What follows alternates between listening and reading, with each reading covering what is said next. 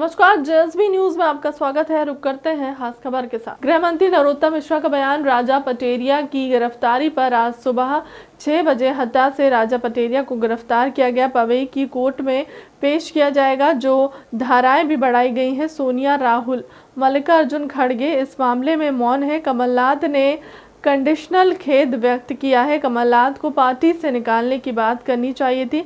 नेता प्रतिपक्ष गोविंद सिंह को दिल्ली से फरमान आया होगा कि राजा पटेरिया के समर्थन में बात करनी है। नेता प्रतिपक्ष को बताना चाहिए इस बयान के समर्थन में यह क्या खिलाफ। वही लक्ष्मण सिंह की बात कांग्रेस में कोई सुनता नहीं, जबकि अफसर सही बात करते हैं।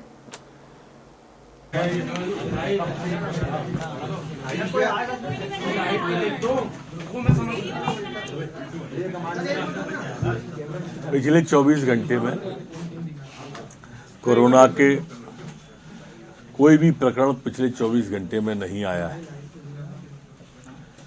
2 लोग ठीक होकर अपने घरों और गंतव्य की ओर गए। 541 लोगों का सैंपल कलेक्शन पिछले 24 घंटे में हुआ है। संक्रमण दर हमारी 0 है, जबकि रिकवरी की दर हमारी 97.7 बनी हुई है। पिछले 24 घंटे में कोई पुलिसकर्मी संक्रमित नहीं हुआ है, न ही वर्तमान में कोई पुलिसकर्मी संक्रमित है। पिछले 24 घंटे में जो वैक्सीनेशन हुआ है वो 1639 लोगों का वैक्सीनेशन हुआ है। आज तक जो कुल वैक्सीनेशन हुआ है वो 13,35,68,318 लोगों का वैक्सीनेशन हुआ है। मैं भी अचंभे में हूं कि मल्लिकार्जुन खड़गे मौन हैं, सोनिया जी मौन हैं, राहुल गांधी जी, प्रियंका जी सब मौन हैं। प्रधानमंत्री की हत्या का मामला है। स्पष्टीकरण जो दिया उनने कल कहा कि आई मीन, मेरा मतलब हारने से है। अब हिंदी के शब्दकोश में हत्या का मतलब हारने से कहीं भी नहीं है, लेकिन कांग्रेस भी शब्द गढ़ती है। कमलनाथ जी ने कंडीशनल खेद प्रकट किया है। कंडीशनल। कमलनाथ जी अब ये ट्विटर पर चिड़ीमारी छोड़िए, कोई टिप्पणी ऐसी करते कि पार्टी से तत्काल निकालने की कार्रवाई होती तो शायद लोग इसको आपकी बात से सहमत भी होते। कमलनाथ जी, आपका इस मामले में आचरण ऐसा ही है जैसे आप अपराध की तो निंदा करते हैं और अपराधी को शरण देते हैं। कांग्रेस को गिरफ्तारी हुई है। आज सुबह 6 बजे हटा दमोह से पूर्व मंत्री राजा पटेरिया जी की गिरफ्तारी की है। वर्तमान में उन्हें पवई में हैं वो। आज पवई की कोर्ट में उन्हें पेश भी किया जाएगा।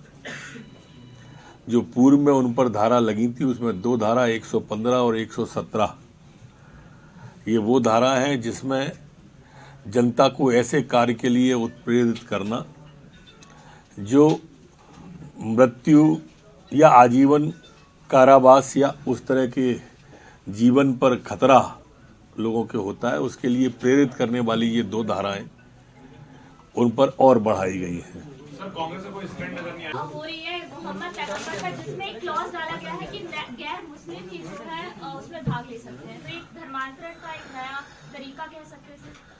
मेरे संज्ञान में ये विषय लाया गया था। उज्जैन में पैगाम इंसानियत सोसाइटी के द्वारा एक निबंध प्रतियोगिता आयोजित की गई थी जिसमें गैर मुस्लिमों को भाग लेने का कहा गया था। मैं भी नहीं समझ पाया इस प्रतियोगिता में ऐसा कैसे हो सकता है, ये कौन सा तरीका है। और जैसे ही मेरा मामला संज्ञान में आया था वैसे लोगों ने नियत पर ही सवाल खड़े कर दिए थे परीक्षा की, और मैंने एसपी को निर्देश किया है तत्काल परीक्षा को स्थगित करवाएं। उन्होंने जो मीन बताया है उसको तो समझा ही नहीं।